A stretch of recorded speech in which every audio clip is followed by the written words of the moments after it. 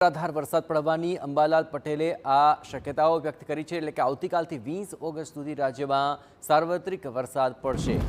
16થી 20 August સુધી રાજ્યના મોટાભાગના વિસ્તારોની અંદર વરસાદની શક્યતા વ્યક્ત કરવામાં આવી છે। 17 ઓગસ્ટ સુધી દક્ષિણ ગુજરાતમાં ધોધમાર વરસાદ પડી શકે છે। કચ્છ, દ્વારકા, પોરબંદર અને જામનગરમાં પણ ભારે વરસાદ પડી શકે છે। સૌરાષ્ટ્રના મોટાભાગના જિલ્લામાં સાર્વત્રિક વરસાદ પડવાની શક્યતાઓ વ્યક્ત કરવામાં આવી છે।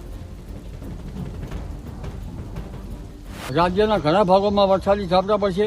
ઉત્તર ગુજરાતના ભાગમાં ભારે વરસાદી ઝાપટા પડવાની શક્યતા રહેશે કોઈ જગ્યાએ, પરંતુ તારીખ 16થી 20માં રાજ્યના ઘણા ભાગમાં સાર્વત્રિક વરસાદ થવાની શક્યતા રહેશે અને ત્યારબાદ જોવા જઈએ તો તારીખ 27 સુધીમાં લગભગ દક્ષિણ સૌરાષ્ટ્રના ભાગોમાં ભારેથી અતિ ભારે વરસાદ થવાની શક્યતા રહેશે।